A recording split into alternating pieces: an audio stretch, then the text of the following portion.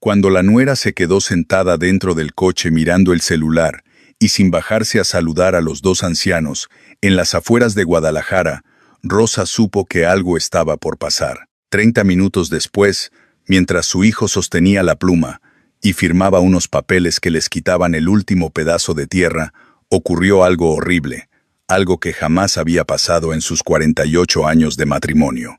Rosa entendió de inmediato lo que a Vicente le tomó una semana entera, aceptar 60,000 pesos de ahorro desaparecidos, más 2 hectáreas de tierra cambiadas de nombre, más 45,000 pesos de impuestos por pagar en 20 días. Si no se pagaban, el gobierno les quitaría la casa. Ella se llama Rosa Mendoza. Tiene 70 años. Su esposo es Vicente, de 73. Criaron a Javier y recibieron a Lucía, dándole todo a la familia joven. ¿Y cómo les pagó la nuera? Con una traición cruel. Si estás leyendo esto y sientes que en la vejez ya no hay salida, solo queda resignarse. Cuando los hijos traicionan, ya no hay esperanza. A los 70 años ya no se puede hacer nada grande. Detente ahora mismo. Estás equivocado. Lo que Rosa pensó que había terminado, la confianza en la familia, la esperanza de conservar su tierra, la capacidad de salvarse, no había terminado. Solo estaba dormido en la oscuridad, esperando despertar, como las semillas de maíz de 80 años, guardadas en una vieja caja olvidada en el rincón del granero. Las semillas de Rosa tardaron 80 años en germinar, pero cuando lo hicieron, salvaron a toda una familia. Suscribirte a este canal toma solo 2 segundos, pero lo que puede darte podría cambiar para siempre la forma en que ves la familia, la vejez y la esperanza. El sol de la mañana apenas comenzaba a filtrarse por las cortinas desgastadas cuando Vicente Mendoza se levantó con cuidado para no despertar a Rosa. A sus 73 años, cada movimiento le costaba un poco más que el día anterior, pero esta mañana tenía una misión especial. En la cocina preparó café en la vieja cafetera de peltre que habían recibido como regalo de bodas hacía 48 años. El aroma llenó la pequeña casa de madera, mientras él servía 2 tazas, añadiendo a una de ellas 2 cucharadas de azúcar, exactamente como a Rosa le gustaba. Cuando entró al dormitorio con la taza humeante, Rosa abrió los ojos y sonrió con esa expresión que todavía hacía latir más rápido el corazón de Vicente. ¿Café en la cama?, preguntó ella, incorporándose sobre las almohadas. ¿Qué hiciste mal, viejo terco? Vicente dejó escapar una risa ronca mientras le entregaba la taza. Nada, mujer regañona. ¿Acaso no puedo ser romántico con mi esposa?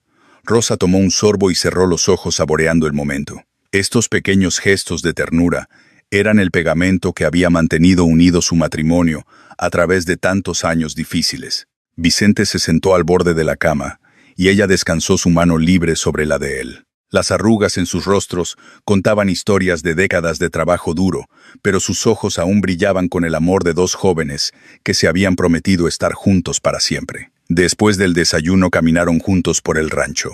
El terreno de 2 hectáreas que alguna vez alimentó a toda su familia ahora mostraba los signos del abandono que la edad y la falta de recursos habían traído. Las plantas de maíz se veían marchitas, sus hojas amarillentas, colgando bajo el sol implacable de mayo. El sistema de riego sigue sin funcionar, dijo Vicente, señalando las tuberías rotas. Necesitamos dinero para arreglarlo, pero... Lo sé, interrumpió Rosa suavemente apretando su brazo. Javier dijo que vendría este mes. Tal vez él pueda ayudarnos. Vicente asintió sin mucho convencimiento. Su hijo, el contador importante de Guadalajara, había estado prometiendo visitas durante meses, siempre con alguna excusa de último momento.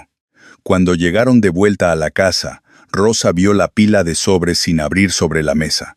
Reconoció los sellos del gobierno en algunos de ellos, pero los apartó rápidamente de su mente. Ya había suficientes preocupaciones por hoy. Fue cerca de las 3 de la tarde cuando escucharon el motor de un auto, acercándose por el camino de tierra. Rosa sintió una oleada de alegría al ver el coche de Javier deteniéndose frente al portón. Pero su emoción se enfrió un poco cuando notó que su nuera Lucía permanecía en el asiento del pasajero, mirando su teléfono celular sin siquiera voltear hacia la casa. Javier salió del auto con una sonrisa forzada. A sus 34 años, Vestía un traje que parecía demasiado elegante para una visita al rancho familiar. Llevaba un maletín de cuero bajo el brazo, y había algo en su postura que hizo que Vicente sintiera un escalofrío de inquietud. «Hijo, qué alegría verte», dijo Rosa, abrazándolo con fuerza. Por encima del hombro de su madre, Javier evitó la mirada penetrante de su padre. «Mamá, papá, necesito hablar con ustedes», comenzó Javier, su voz temblorosa. «Es sobre una oportunidad de inversión. Lucía y yo encontramos algo importante en Guadalajara, pero necesito que firmen unos papeles». Del maletín sacó varios documentos oficiales. Vicente tomó sus lentes de lectura y comenzó a revisar las páginas, pero la letra pequeña y el lenguaje legal le confundían. «Es técnico, papá. Básicamente, es para que yo pueda usar la propiedad como garantía para un préstamo de inversión. Es temporal. Solo necesito». Javier interrumpió Vicente con voz grave. «Esto no suena bien». «Papá, por favor», los ojos de Javier brillaban con desesperación. «Es mi futuro. Es el futuro de mi familia. Confíen en mí». Rosa miró a su esposo, luego a su hijo. El instinto maternal luchaba contra la voz de advertencia en su cabeza. Finalmente, con manos temblorosas, tomó la pluma que Javier le ofrecía. «¿Estás seguro de que esto es correcto, hijo?» «Sí, mamá. Los llamo pronto para explicarles todo. Lo prometo». Después de que ambos firmaran, Javier recogió los papeles con una rapidez que bordeaba lo maníaco. Les dio un abrazo breve, casi mecánico, y corrió de vuelta al auto donde Lucía ni siquiera había bajado la ventanilla para saludar. «¿Por qué tenía tanta prisa?», murmuró Rosa viendo la nube de polvo que el auto dejaba atrás. Vicente no respondió. Había tomado la copia que Javier les dejó, y comenzaba a leerla con más cuidado. Mientras sus ojos recorrían las líneas, el color fue drenándose lentamente de su rostro. Las palabras parecían saltar de la página: transferencia de derechos de propiedad, cesión permanente, renuncia a reclamaciones futuras. Rosa, su voz era apenas un susurro. «Esto no es un préstamo. Javier, nuestro hijo acaba de quitarnos la tierra». Durante la semana siguiente, Rosa intentó llamar a Javier todos los días. El primer día el teléfono sonaba hasta llegar al buzón de voz. El segundo día lo mismo. El tercer día, la voz grabada le informó que el número ya no estaba en servicio. «Cambió su número», dijo Rosa, mirando a Vicente, con ojos llenos de lágrimas. «Nuestro hijo cambió su número de teléfono». Vicente no dijo nada. Se había quedado sentado en su silla del comedor, casi sin moverse, desde que leyó los documentos, su rostro, convertido en una máscara de piedra que Rosa apenas reconocía. El miércoles, una semana después de la visita de Javier, recibieron la llamada del notario público. «Señores Mendoza, llamo para confirmar que la transferencia de derechos de propiedad ha sido procesada exitosamente. A partir de ahora, los derechos sobre el terreno pertenecen legalmente a su hijo Javier Mendoza Vega. Ustedes mantienen el derecho de residencia en la casa, pero...». Rosa dejó caer el teléfono. El aparato golpeó el piso de cemento con un ruido que pareció resonar por toda la casa. Sus piernas cedieron y se dejó caer en una silla, sollozando con una intensidad que asustó a Vicente y lo sacó de su estupor. «Mi hijo», repetía ella entre sollozos. «Mi bebé, ¿cómo pudo? ¿Cómo pudo hacernos esto?». 2 días después, Vicente fue al banco del pueblo para revisar su cuenta de ahorros. La empleada, una muchacha joven que conocía a la familia, pareció incómoda al mostrarle el saldo en la pantalla. «Señor Mendoza, hubo una transferencia autorizada hace 10 días. Los 60,000 pesos fueron transferidos a la cuenta de su hijo como custodia familiar». «Custodia», la voz de Vicente tembló. «Esos eran nuestros ahorros de toda una vida». Cuando regresó a casa, encontró a Rosa sosteniendo una carta. El sobre tenía la letra de Javier. «Léela», le dijo ella con una voz vacía de emoción. Vicente tomó la carta con manos temblorosas. «Mamá, papá, Lucía y yo estamos comenzando una nueva vida en la capital. La tierra ahora es legalmente mía, pero ustedes pueden quedarse en la casa. No se preocupen por el dinero, encontrarán algo. Es mejor así, Javier». El sonido que salió de la garganta de Vicente fue algo entre un rugido y un sollozo. Tomó lo primero que encontró, un jarrón viejo, y lo arrojó contra la pared, donde explotó en 1000 pedazos. Luego se dejó caer en el sofá cubriendo su rostro con las manos. La noticia se esparció por el pequeño pueblo como pólvora. Doña Carmela, la dueña de la tienda de abarrotes, apareció al día siguiente con una olla de caldo y lágrimas en los ojos. «No puedo creer que Javier les hiciera esto», dijo, aunque Rosa sabía que la mujer ya había contado la historia a cada cliente que había entrado a su tienda. «Después de todo lo que ustedes sacrificaron por él». El viernes por la mañana, exactamente 2 semanas después de la traición de Javier, un automóvil del gobierno se detuvo frente a la casa. Un hombre de unos 50 años con traje gris y una carpeta bajo el brazo tocó a la puerta. «Buenos días, soy el licenciado Ramiro Ochoa, del Departamento de Recaudación Fiscal. Necesito hablar con los señores Mendoza sobre impuestos territoriales atrasados». Cuando Rosa y Vicente revisaron los documentos que el licenciado Ochoa les mostró, el mundo pareció derrumbarse aún más. Debían 45,000 pesos en impuestos acumulados, y tenían exactamente 20 días para pagar o la propiedad sería embargada por el gobierno. «Pero no tenemos nada», susurró Rosa, «nos quitaron todo». El licenciado Ochoa desvió la mirada claramente incómodo. «Lo siento mucho, señora. Créanme, no me gusta hacer esto. Son las reglas». Después de que el funcionario se fue, Rosa se quedó mirando por la ventana hacia los campos secos. Vicente esperaba que ella se derrumbara nuevamente. Pero cuando Rosa se volvió hacia él, había algo diferente en sus ojos. No era desesperación, era determinación. «No voy a rendirme, Vicente. No después de 48 años de luchar juntos. Tiene que haber algo que podamos hacer». Los días siguientes fueron una batalla desesperada contra el tiempo. Rosa sacó su vieja máquina de coser Singer y trabajó hasta la madrugada ofreciendo remendar ropa por cualquier precio que la gente pudiera pagar. Pero en un pueblo donde todos luchaban con sus propias dificultades, pocos tenían dinero extra para gastar en arreglos de ropa. Después de 3 días de trabajo sin parar, había ganado apenas 300 pesos. Vicente intentó vender sus herramientas en el mercado del pueblo. El martillo que había usado durante 50 años de construcción, las llaves que conocían cada tornillo de la región, el nivel que nunca le había fallado. Un comerciante le ofreció 500 pesos por todo el conjunto. «Es un insulto», murmuró Vicente, sus manos temblando de rabia e impotencia. Pero no tenían alternativa. Aceptó el dinero con lágrimas en los ojos. Esa noche Rosa llamó a su hermano mayor Tomás, que vivía en una ranchería cercana. La conversación fue dolorosa. «Hermana, sabes que si pudiera te daría todo». La voz de Tomás sonaba genuinamente afligida. «Pero mi pensión apenas me alcanza para mis medicinas. Puedo prestarte 2,000 pesos. Es todo lo que tengo ahorrado». «Entiendo, Tomás». «Gracias». Rosa intentó mantener la voz firme, pero la decepción era como una piedra en su garganta. «Con esto tenemos 2,800 pesos. Necesitamos 45,000. Después de colgar, Vicente puso su mano sobre el hombro de Rosa. «Tal vez deberíamos aceptar lo que nos ofrecieron por la tierra.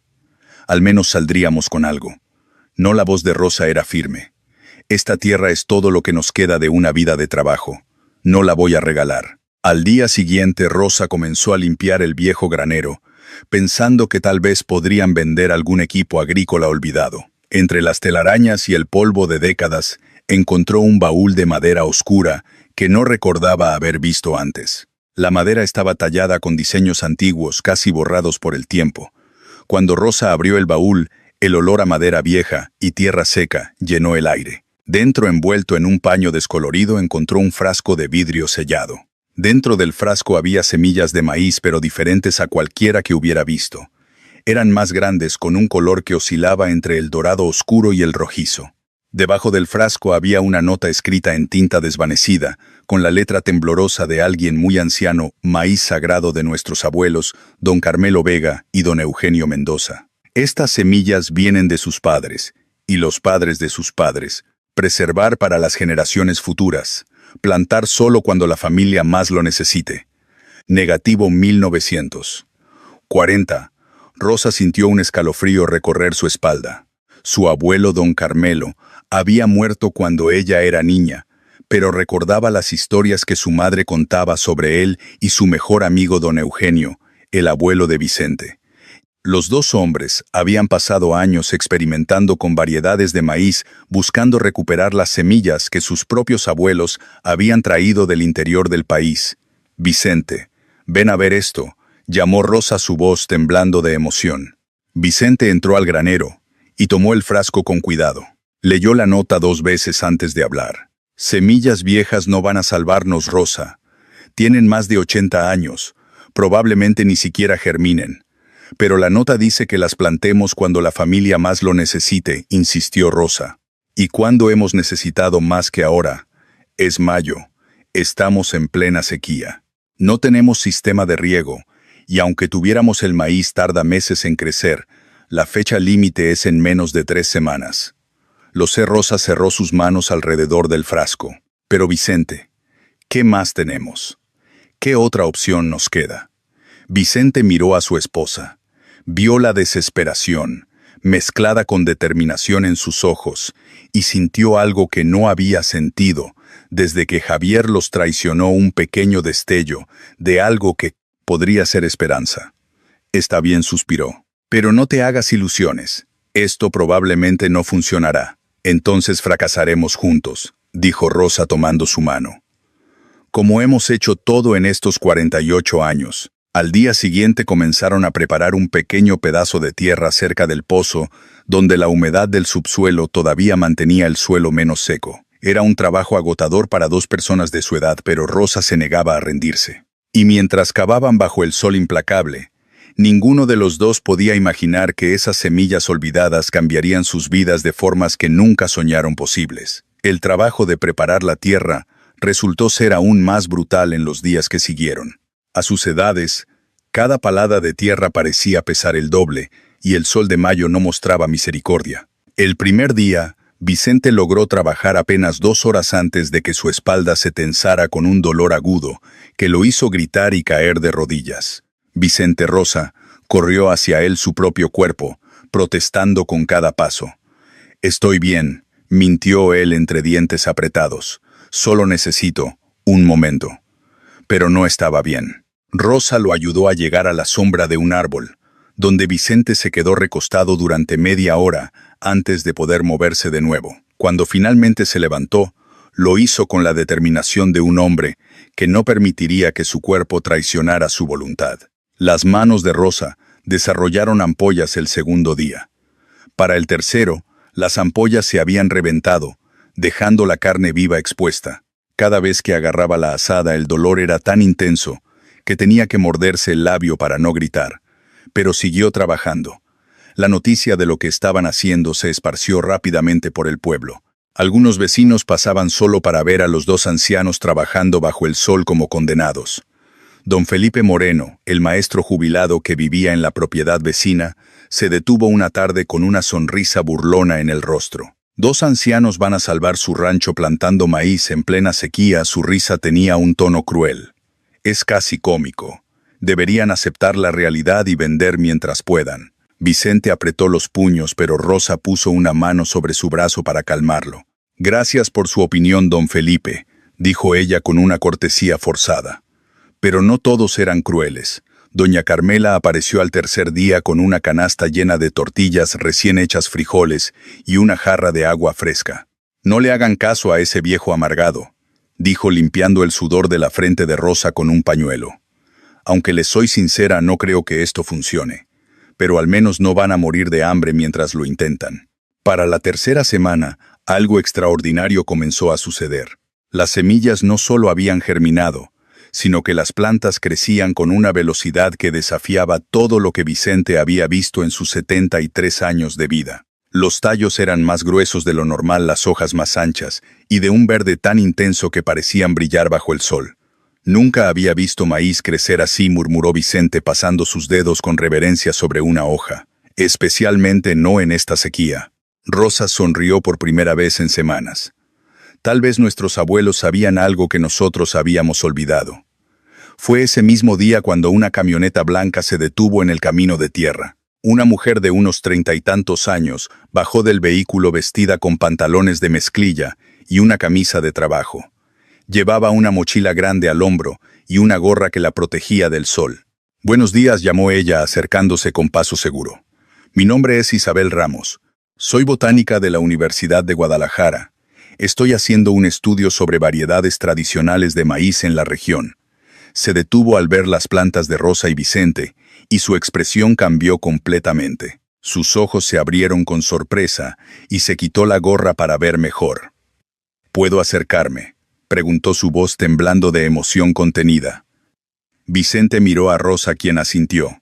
Isabel se arrodilló entre las plantas, examinando no solo las hojas, sino también el grosor anormal de los tallos, el patrón distintivo de las raíces que asomaban en la superficie, incluso el aroma que emanaba cuando frotaba las hojas entre sus dedos.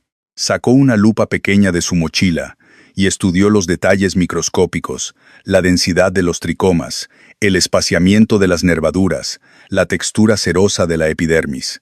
Estas características, el patrón de las venas en las hojas, el grosor del tallo, la velocidad de crecimiento. Murmuró para sí misma. No puede ser. ¿De dónde sacaron estas semillas? Eran de nuestros abuelos, respondió Rosa. Las encontramos en un baúl viejo. ¿Por qué? Son especiales. Isabel levantó la mirada hacia ellos y había lágrimas en sus ojos, potencialmente muy especiales. Me permitirían tomar algunas muestras, solo pequeños pedazos de hojas. No dañaré las plantas. ¿Para qué?, preguntó Vicente con desconfianza. Para analizarlas en mi laboratorio. Si estas plantas son lo que creo que son. Isabel sacó una tarjeta de su mochila con manos temblorosas. Les voy a llamar en 48 horas. Por favor, no hagan nada con estas plantas hasta que hablemos. Nada. Prometido. Rosa tomó la tarjeta sintiendo que el corazón le latía más rápido. ¿Cree que valen algo? No puedo decir nada hasta confirmar, respondió Isabel, guardando cuidadosamente las muestras en recipientes especiales. Pero si tengo razón, ustedes no solo tienen algo valioso, tienen algo que podría ser invaluable. Después de que la camioneta de Isabel desapareciera en una nube de polvo, Rosa y Vicente se quedaron de pie entre sus plantas tomados de la mano. ¿Crees que es real?, susurró Rosa. Vicente apretó su mano mirando las plantas que habían costado tanto dolor plantar. No lo sé, pero por primera vez, en semanas, tengo algo que se parece a la esperanza. Las siguientes 48 horas fueron una tortura de esperanza y duda. Rosa revisaba el teléfono cada media hora, temiendo que no sonara, o peor aún, que cuando sonara trajera malas noticias. Vicente intentaba mantenerse ocupado con pequeños trabajos en la casa, pero sus ojos seguían desviándose hacia el teléfono cada vez que pasaba cerca. La noche del segundo día ninguno de los dos pudo dormir. Se quedaron sentados en el porche, mirando las estrellas como habían hecho tantas veces en sus 48 años de matrimonio. Pero esta vez, el silencio estaba cargado de ansiedad. Cuando el teléfono finalmente sonó a las 9 de la mañana del tercer día, Rosa casi lo dejó caer de los nervios. Señora Mendoza, la voz de Isabel temblaba de emoción. Necesito ir a su rancho inmediatamente. Esto es increíble. Una hora después, la camioneta de Isabel levantaba polvo en el camino. Salió prácticamente corriendo cargando una tableta y varios documentos impresos. Sus ojos brillaban con una intensidad que asustó y emocionó a Rosa al mismo tiempo. ¿Qué encontró?, preguntó Vicente, su voz ronca por la tensión. Isabel desplegó los documentos sobre la mesa del porche. Sus semillas son de una variedad de maíz que creíamos extinta desde hace más de 50 años. La última documentación científica de esta variedad fue en los años 60 aquí mismo en Jalisco. Después de eso desapareció por completo. ¿Y eso qué significa? Rosa se inclinó sobre los papeles llenos de gráficas y términos que no entendía. Significa que ustedes tienen algo extraordinario. Isabel señaló unas imágenes comparativas. Esta es una variedad prehispánica, desarrollada naturalmente por comunidades indígenas durante cientos, tal vez miles de años. Las características genéticas son únicas. No es solo comercialmente valioso, es patrimonio genético nacional. Vicente frunció el ceño. Patrimonio suena bonito, pero nos va a ayudar a pagar nuestra deuda. Isabel sonrió. Ahí es donde entra Sergio. Le llamé ayer. Viene en camino. Sergio Domínguez llegó media hora después.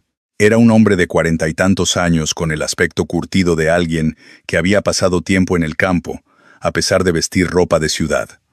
Se presentó cortésmente, pero con cierta reserva. Con todo respeto, doctora Ramos, he visto muchas variedades especiales que terminan siendo ordinarias, dijo, mientras caminaba hacia las plantas.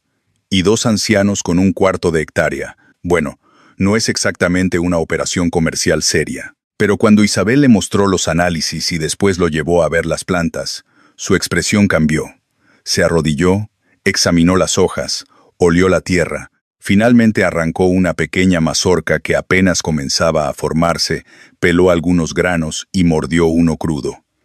Rosa y Vicente observaron en silencio mientras Sergio masticaba lentamente, sus ojos cerrándose en concentración. Después de tragar permaneció callado por un momento largo. El sabor. Finalmente habló. Nunca he probado algo así. Es dulce pero complejo, tiene notas de nuez casi. Buscó las palabras. Es extraordinario. Entonces preguntó Rosa, apenas atreviéndose a respirar. Sergio se puso de pie sacudiendo la tierra de sus rodillas. Si la calidad se mantiene al momento de la cosecha completa, estoy dispuesto a pagar 150 pesos por kilo. Eso es 6 veces más que el maíz comercial estándar. Vicente hizo cálculos mentales rápidamente. ¿Cuánto podríamos cosechar? Isabel consultó sus notas. Basándome en el desarrollo actual y la densidad de siembra, calculo entre 350 y 400 kilos. Siendo conservadores, digamos 400. Rosa tomó un lápiz y papel, sus manos temblando. Mientras escribía, 400 kilos, 150 pesos, 60,000 pesos. Miró a Vicente, sus ojos llenos de lágrimas. Es exactamente lo que debemos, susurró. Exactamente. Vicente tomó su mano apretándola fuerte. Por primera vez desde que Javier los traicionó, sintió que tal vez, solo tal vez, iban a sobrevivir esto. Pero la cosecha estará lista en unos 2 meses, dijo Vicente, forzándose a ser práctico. El plazo es en menos de 3 semanas. Sergio intercambió una mirada con Isabel. Puedo ofrecerles un precontrato, con un adelanto del 30%. Eso les daría 18,000 pesos ahora mismo, como garantía de compra futura. No es suficiente para pagar la deuda completa, murmuró Rosa. No admitió Isabel, pero tal vez sea suficiente para negociar una extensión. Rosa miró hacia sus plantas verdes y vibrantes, a pesar de la sequía implacable. Luego miró a Vicente, quien le devolvió la mirada con algo que no habían compartido en semanas: esperanza real. Entonces aceptamos, dijo Rosa con voz firme, y rezamos para que sea suficiente. Al día siguiente de firmar el precontrato, Rosa y Vicente se presentaron en la oficina de Ramiro Ochoa. Vicente colocó sobre el escritorio el sobre con los 18,000 pesos que Sergio les había adelantado, junto con los documentos que Isabel había preparado como evidencia del acuerdo comercial. Ramiro revisó los papeles durante varios minutos, su expresión seria. Finalmente suspiró y se quitó los lentes. Esto es irregular, murmuró. Un precontrato agrícola no es garantía de pago. Pero miró los rostros exhaustos de la pareja frente a él. Veo que es legítimo, y veo que ustedes realmente están luchando. Entonces la voz de Rosa temblaba. Les puedo dar 4 semanas adicionales desde hoy. Eso los lleva exactamente hasta la fecha estimada de cosecha según este contrato.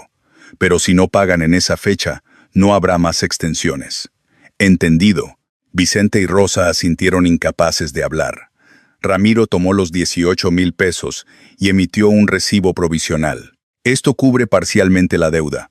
Los 27,000 pesos restantes deben pagarse al final de las 4 semanas. Salieron de la oficina con un alivio temporal, pero ambos sabían que la presión ahora era aún mayor. Necesitaban una cosecha perfecta. No había margen para errores. La 7ª semana después de la siembra comenzó como cualquier otra. Rosa salió temprano a revisar las plantas, como hacía cada mañana desde que las semillas habían germinado. Fue entonces cuando notó algo que hizo que su corazón se acelerara con preocupación. En 5 o 6 plantas, las hojas mostraban manchas marrones que no había visto el día anterior. Eran pequeñas, casi insignificantes, pero estaban ahí. Rosa tocó una de las hojas afectadas, sintiendo la textura ligeramente húmeda y extraña. Vicente, ven a ver esto, llamó intentando mantener la calma en su voz. Vicente se acercó, examinó las manchas y frunció el ceño. Tal vez es el sol. O demasiada agua en esa zona, dijo más como un deseo que como una convicción. No te preocupes. El resto de las plantas se ven perfectas. Ambos querían creerlo. Habían trabajado tan duro, sufrido tanto, y finalmente tenían esperanza. Era más fácil creer que las manchas no eran nada grave. Pero al tercer día Rosa supo que algo estaba terriblemente mal. Las manchas se habían multiplicado y extendido a más plantas. Llamó a Isabel inmediatamente. Cuando la botánica llegó una hora después y vio las plantas afectadas, el color desapareció de su rostro. Esto es Fusarium, dijo su voz apenas un susurro. Es un hongo, uno agresivo. ¿Se puede curar?, preguntó Vicente. Sí, pero... Isabel se mordió el labio. Necesito volver mañana con equipos de medición. Esto no es normal. La velocidad de propagación es preocupante. La octava semana trajo la pesadilla completa. En solo 3 días, el hongo se había expandido como un incendio invisible. De las más de 300 plantas que habían cultivado con tanto dolor y esperanza, casi el 60% mostraban signos de infección. Las hojas que días antes brillaban con ese verde intenso y saludable, ahora se marchitaban en tonos cafés y amarillentos. El olor dulzón y pútrido de la descomposición comenzó a llenar el aire. Vicente se arrodilló en medio del campo mirando la devastación con ojos vidriosos. ¿Por qué su voz se quebró? ¿Por qué ahora, cuando estábamos tan cerca? Isabel llegó esa tarde con una expresión grave y una caja llena de frascos y etiquetas. Hay una solución, comenzó evitando el contacto visual. Existe un tratamiento químico que matará el hongo en 48 horas. Es efectivo, probado, garantizado. Entonces hagámoslo, dijo Vicente inmediatamente poniéndose de pie. Lo que sea necesario. Pero Isabel levantó una mano. El tratamiento químico tiene un costo. Destruirá las propiedades únicas de la variedad. El sabor, las características nutricionales, todo lo que hace especial a este maíz, desaparecerá. Se convertirá en maíz ordinario. El silencio que siguió fue aplastante. ¿Y qué significa eso en términos de dinero?, preguntó Rosa, su voz temblando. Sergio no pagará 150 pesos por kilo de maíz ordinario, respondió Isabel. Pagaría tal vez 30 pesos si acaso. Y solo si la cosecha sobrevive completamente. Vicente hizo los cálculos mentalmente. Incluso salvando todas las plantas a 30 pesos por kilo, no llegarían ni a la mitad de lo que debían. Entonces de todas formas perdemos, murmuró. Existe otra opción. Isabel habló rápidamente. Tratamientos orgánicos avanzados. Son experimentales complejos y no hay garantías, pero si funcionan preservarían las propiedades del maíz. ¿Y si no funcionan?, preguntó Rosa. Pierden todo, admitió Isabel. El hongo seguirá avanzando y no quedará nada que valga la pena cosechar. Vicente se volvió hacia su esposa, desesperación en cada línea de su rostro. Rosa, no podemos arriesgarlo todo en un experimento. Al menos con el químico salvamos algo. Algo. Rosa lo miró fijamente. Algo que no vale nada. Trabajamos hasta sangrar por este maíz especial. Si usamos químicos, todo ese sufrimiento fue para nada. Pero al menos tendríamos algo. La voz de Vicente se elevó. Prefiero migajas que nada. Y yo prefiero luchar hasta el final por lo que vale la pena. Rosa se cruzó de brazos, lágrimas corriendo por sus mejillas. He tenido fe hasta ahora. No voy a rendirme cuando más importa. Isabel observó a la pareja sintiendo el peso de la decisión que descansaba sobre sus hombros ancianos. Hay algo más que deben saber, dijo suavemente. Si deciden intentar el tratamiento orgánico, necesitaré 72 horas de investigación intensiva en mi laboratorio. No puedo prometerles éxito, pero les prometo que daré todo lo que tengo. Vicente miró las plantas moribundas, luego a su esposa, y finalmente de vuelta a Isabel. 72 horas, repitió. Y si fallas, lo perdemos todo. Sí, Isabel asintió. Pero si tengo razón, salvarán no solo su rancho, sino algo mucho más grande. Rosa tomó la mano de Vicente entrelazando sus dedos con los de él como habían hecho innumerables veces en 48 años. Hazlo, le dijo a Isabel. Confío en ti. Y confío en que estos ancestros nuestros sabían lo que hacían cuando preservaron estas semillas. Isabel asintió recogiendo sus cosas con manos que temblaban ligeramente. No las decepceré, lo prometo. Mientras la camioneta de Isabel desaparecía en el horizonte rosa y Vicente permanecieron de pie en medio de su campo moribundo, rodeados por el olor a muerte y desesperación. «Y si estamos equivocados», susurró Vicente. Rosa apoyó su cabeza contra su hombro. «Entonces perderemos juntos. Como hemos hecho todo en esta vida, las siguientes 72 horas fueron un descenso al infierno. Isabel Ramos apenas salió de su laboratorio en la Universidad de Guadalajara. Su asistente, una joven llamada Paula Estrada, le llevaba café cada 4 horas y la encontraba siempre inclinada sobre el microscopio, rodeada de frascos con extractos vegetales, hongos medicinales y papeles con fórmulas garabateadas. «Doctora, necesita descansar», insistía Paula. «Descansaré cuando encuentre algo. Esa pareja lo perdió todo por confiar en mí». Mientras tanto, en el rancho La Esperanza, Vicente colapsó. Rosa lo encontró entre los surcos en la mañana del segundo día. Había intentado arrancar las plantas enfermas con sus propias manos, con la esperanza desesperada de que quizás salvaría las sanas. Sus palmas estaban desgarradas, manchadas de tierra y sangre seca. «Vicente, por Dios». Rosa cayó de rodillas junto a él. «¿Qué has hecho?» «Tengo que salvarlas, Rosa. Tengo que». Su voz se quebró. Vicente Mendoza, el hombre que había levantado casas con sus manos durante 50 años, lloraba como un niño en medio del maizal moribundo. «Vamos a la clínica». «No, no hay dinero para doctores». Rosa no discutió. Lo ayudó a levantarse, lo llevó adentro y limpió sus manos con cuidado. Después, preparó caldo de pollo con las últimas verduras que quedaban en la cocina. Vicente no comió. En la tarde del tercer día, Ramiro Ochoa llegó nuevamente. Rosa salió a recibirlo con el corazón en la garganta. «Señora Rosa, vine porque…». Se quitó el sombrero incómodo. «Vi el maizal desde el camino. Está muy mal». «¿Verdad, Rosa?», asintió sin palabras. «Mire, oficialmente no puedo hacer esto, pero voy a darle 5 días más. Diré que hubo un error en el papeleo».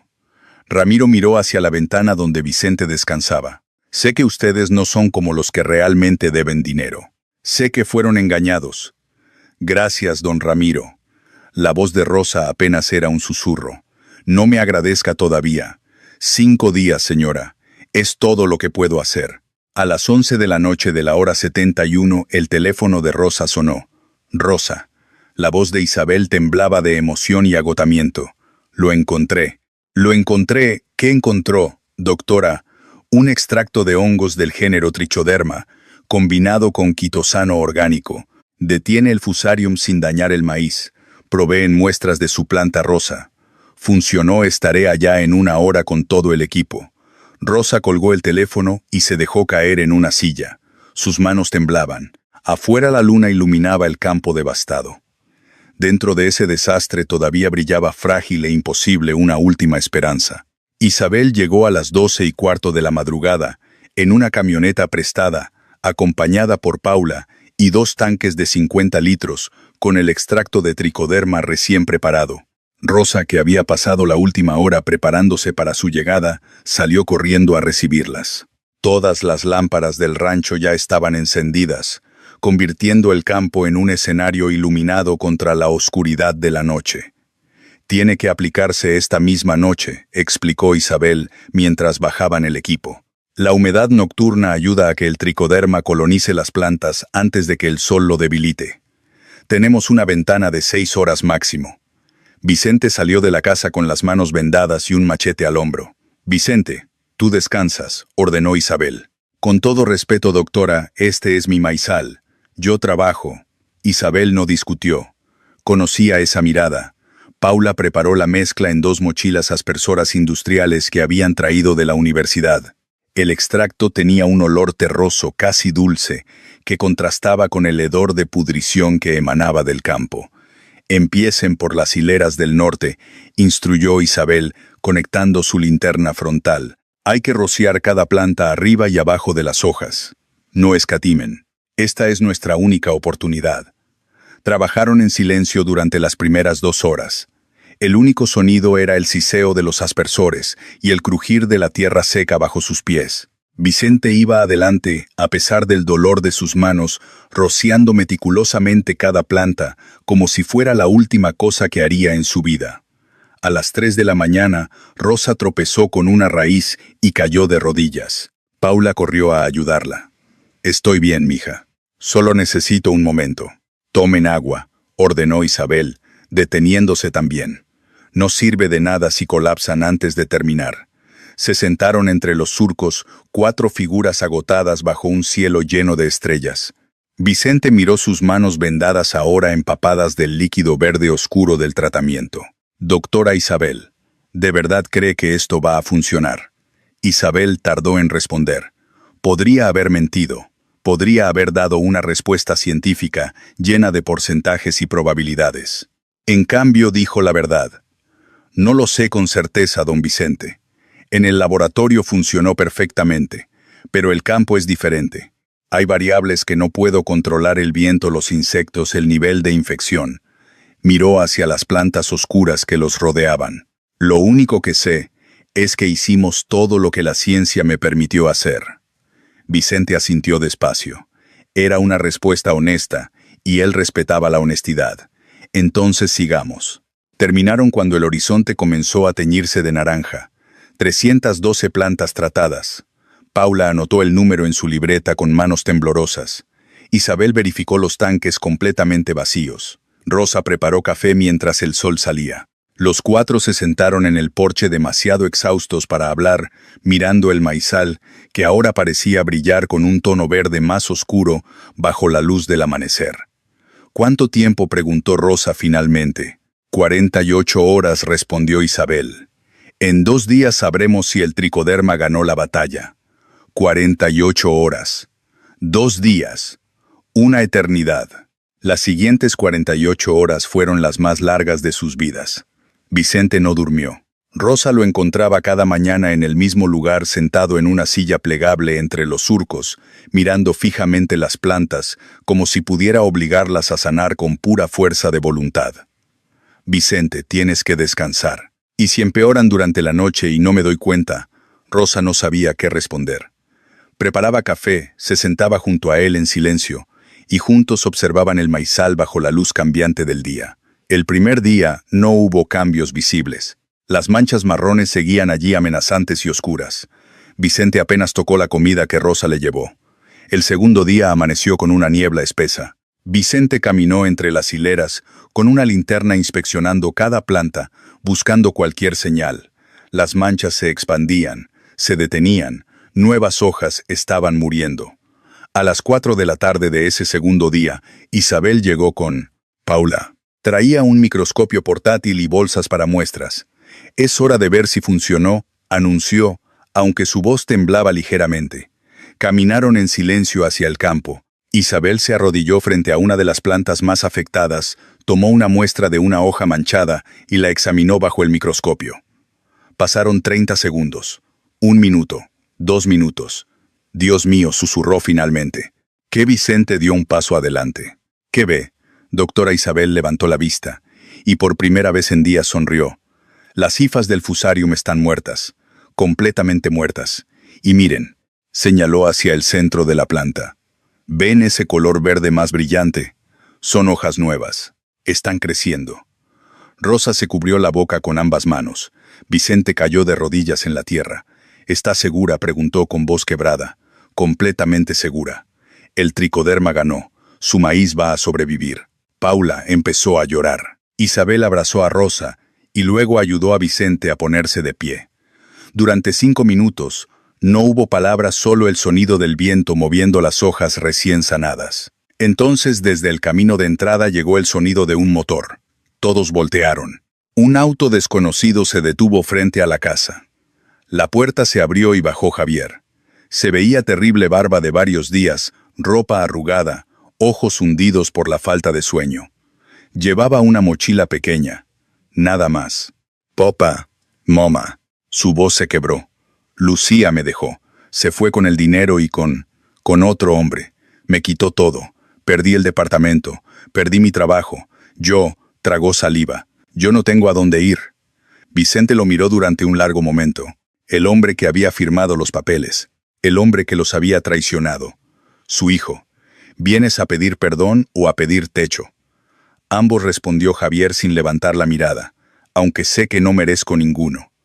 Rosa tomó la mano de Vicente esperando. La decisión era de él. Vicente respiró profundo, miró hacia el maizal que había luchado por salvar luego de vuelta a su hijo. Puedes quedarte, dijo finalmente, pero con condiciones. Trabajarás en este campo todos los días. No cobrarás un peso hasta que hayamos pagado toda la deuda que tú ayudaste a crear. Y cuando Lucía intente regresar, porque lo hará cuando sepa que hay dinero, tú le dirás que no. Javier sintió lágrimas corriendo por sus mejillas. Gracias, papá. Te juro que... No jures, interrumpió Vicente. Demuéstralo. Isabel y Paula se despidieron discretamente. Mientras su camioneta desaparecía por el camino, 3 figuras permanecieron frente al rancho. Un padre, una madre y un hijo que acababa de recibir algo que no merecía, pero que necesitaba desesperadamente. Una segunda oportunidad. Los días que siguieron a la llegada de Javier fueron tensos pero esperanzadores. Cada mañana antes del amanecer, él salía al campo sin que nadie se lo pidiera. Vicente lo observaba desde la ventana mientras preparaba café su rostro, ocultando la batalla entre el orgullo herido y el amor paternal. Las plantas continuaron recuperándose milagrosamente. Las manchas marrones se secaron y cayeron reemplazadas por hojas de un verde vibrante. Isabel venía cada semana a documentar el progreso, maravillada por la resiliencia ancestral. Esta variedad sobrevivió porque fue diseñada por la naturaleza y generaciones de agricultores sabios, le decía a Paula mientras anotaba mediciones. Los vecinos que antes murmuraban con desprecio, ahora pasaban más despacio mirando con curiosidad el campo que se negaba a morir. 6 semanas después, el maizal produjo su primera cosecha milagrosa. 380 kilogramos de maíz criollo prehispánico, con granos más grandes y dorados de lo que Vicente había visto jamás. Sergio llegó personalmente, pesó cada saco, y extendió un cheque por 57,000 pesos. Rosa lo sostuvo con manos temblorosas. 57,000, 12,000 más de lo que debían. A la mañana siguiente caminaron hacia la oficina de Ramiro Ochoa. Venimos a pagar, anunció Vicente colocando 45,000 pesos sobre el escritorio. Ramiro llenó los formularios y estampó un sello rojo liquidado. Su tierra es suya nuevamente. Afuera, Vicente abrazó a Rosa por primera vez en meses. No dijeron nada. No hacía falta. Javier había trabajado sin quejarse desde el amanecer hasta el anochecer durante 6 semanas. Los vecinos lo veían. Y poco a poco, el murmullo cambió de desprecio a respeto. Don Felipe Moreno, quien se había burlado del proyecto, llegó una tarde con su sombrero en la mano. Don Vicente, me equivoqué con ustedes. Me venderían semillas para la próxima temporada. Vicente miró a Rosa. Ella asintió. No se venden, don Felipe. Se comparten. Como mi abuelo las compartió con el abuelo de mi esposa, pero con una condición: si le va bien usted comparte con otro. Don Felipe estrechó su mano con los ojos húmedos. 5 familias más tocaron su puerta. Así nació la Cooperativa de Maíz Criollo del Valle de Guadalajara. Sergio ofreció un contrato de 3 años con precio garantizado. Isabel consiguió una subvención universitaria. Paula comenzó un programa de capacitación para jóvenes agricultores. Una tarde de domingo, 3 generaciones se reunieron en el campo. Rosa abrió una lata etiquetada Maíz de la Resurrección y vertió semillas en las manos de Javier. Estas son para cuando tú las necesites, para tus hijos, para los hijos de tus hijos. Javier cerró los dedos alrededor de ellas y por primera vez desde su regreso sonrió. Vicente colocó su mano sobre el hombro de su hijo. Las familias son como las semillas, mijo. A veces hay que enterrarlas en la tierra más oscura para que puedan crecer hacia la luz. El sol se ponía sobre el valle de Guadalajara. 3 figuras permanecían en el campo mirando hacia adelante, hacia la siguiente siembra, hacia el siguiente amanecer. Esta historia nos enseña 3 verdades que todos necesitamos recordar, especialmente cuando la vida nos golpea más duro. Primera verdad: La edad no define tu fuerza. Rosa tenía 70 años cuando comenzó de cero. Vicente tenía 73 cuando sus manos sangraron trabajando la tierra. Si ellos pudieron hacerlo, cualquiera de nosotros puede levantarse sin importar cuántas velas tenga nuestro pastel de cumpleaños. Segunda verdad. La familia no siempre es quien comparte tu sangre. Javier y Lucía, su propia familia, los traicionaron. Pero Isabel, Sergio, Paula, Don Felipe y 5 familias más, personas que eran extrañas, se convirtieron en su verdadero apoyo. A veces, la familia que elegimos es más fuerte que la familia en la que nacimos. Tercera verdad. Las semillas más valiosas crecen en la oscuridad más profunda. Esas semillas de 80 años esperaron el momento exacto de mayor necesidad. Tu dolor de hoy puede ser la semilla de tu milagro de mañana, pero tienes que plantarla, tienes que creer, tienes que seguir trabajando incluso cuando todo parece perdido. Como dijo Vicente a su hijo, las familias son como las semillas, mijo. A veces hay que enterrarlas en la tierra más oscura para que puedan crecer hacia la luz. Si esta historia te tocó el corazón, compártela con alguien que necesite recordar que nunca es demasiado tarde para empezar de nuevo.